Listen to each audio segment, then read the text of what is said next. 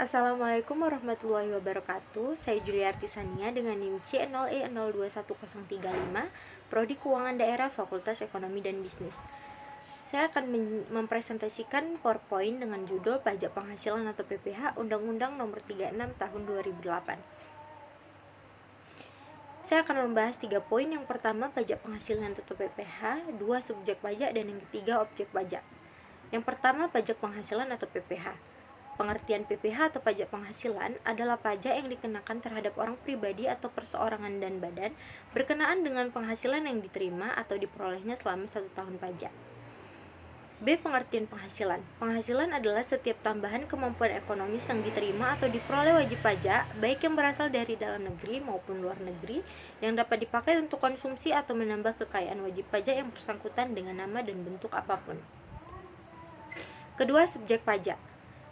Pengertian subjek pajak. Subjek pajak penghasilan adalah segala sesuatu yang mempunyai potensi untuk memperoleh penghasilan dan menjadi sasaran untuk dikenakan pajak penghasilan. Berdasarkan pasal 2 ayat 1 Undang-Undang Nomor 36 Tahun 2008, subjek pajak dapat dikelompokkan sebagai berikut. Yang pertama, subjek pajak pribadi, yang kedua, subjek pajak harta warisan belum dibagi, ketiga, subjek pajak badan, dan yang keempat, subjek pajak badan usaha tetap atau BUT. Subjek pajak penghasilan juga dikelompokkan menjadi subjek pajak dalam negeri dan subjek pajak luar negeri. Pengelompokan tersebut diatur dalam pasal 2 ayat 2 Undang-Undang Nomor 36 Tahun 2008.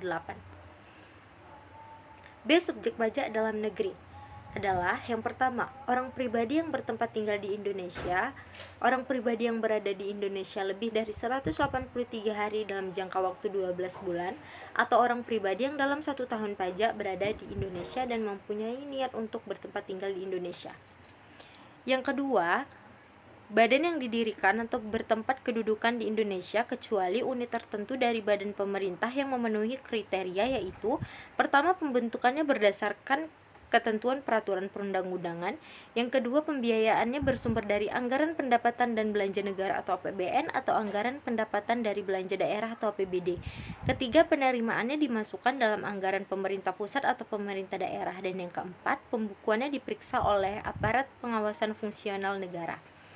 Yang ketiga, warisan yang belum terbagi sebagai satu kesatuan menggantikan yang berhak. C. Subjek pajak luar negeri adalah pertama, orang pribadi yang tidak bertempat tinggal di Indonesia atau berada di Indonesia tidak lebih dari 183 hari dalam jangka waktu 12 bulan yang menjalankan usahanya melalui badan usaha tetap di Indonesia. Yang kedua, orang pribadi sebagaimana poin pertama yang menerima penghasilan dari Indonesia bukan dari menjalankan usaha atau melakukan kegiatan melalui BUT di Indonesia. Yang ketiga, badan yang tidak didirikan dan tidak bertempat kedudukan di Indonesia yang menjalankan usaha atau melakukan kegiatan melalui badan usaha tetap di Indonesia.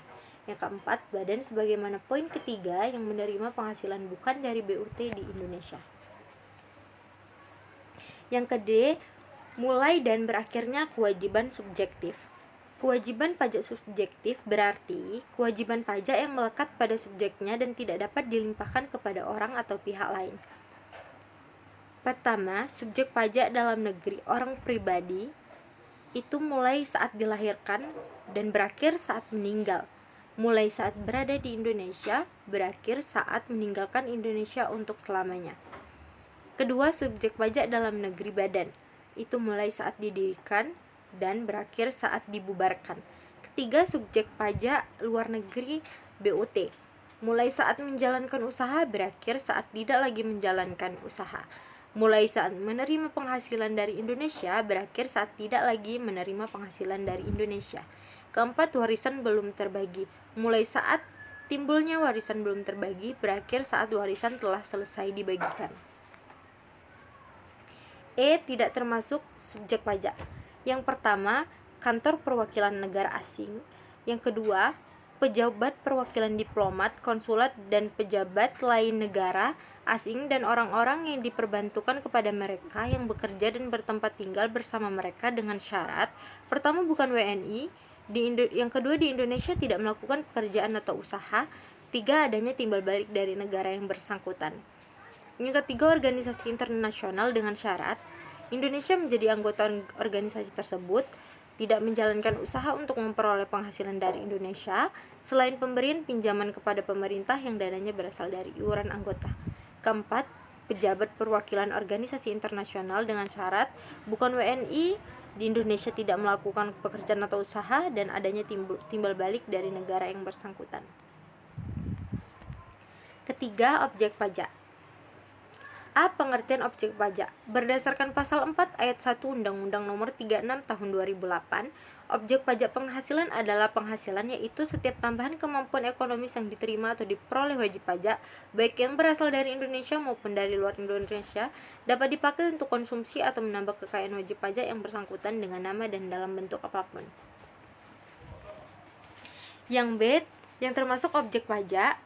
Berdasarkan pasal 4 ayat 1 Undang-Undang Nomor 36 Tahun 2008, penghasilan yang termasuk objek pajak adalah yang pertama, penggantian atau imbalan berkenaan dengan pekerjaan atau jasa yang diterima atau diperoleh termasuk gaji, upah, tunjangan, honorarium, komisi, bonus, gratifikasi, uang pensiun atau imbalan dalam bentuk lainnya kecuali ditentukan lain dalam Undang-Undang PPh.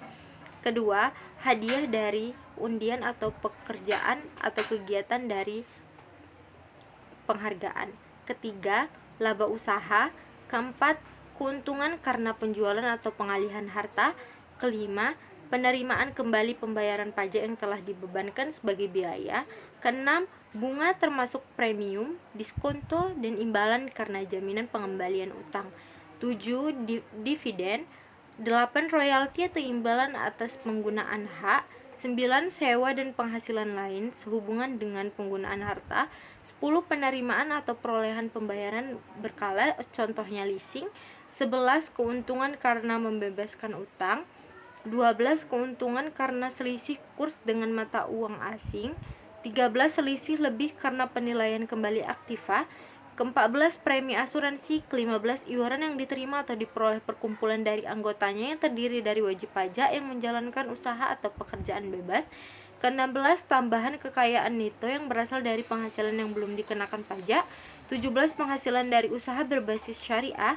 18 imbalan bunga sebagaimana dimaksud dalam undang-undang yang mengatur mengenai ketentuan umum dan tata cara perpajakan. 19 surplus Bank Indonesia.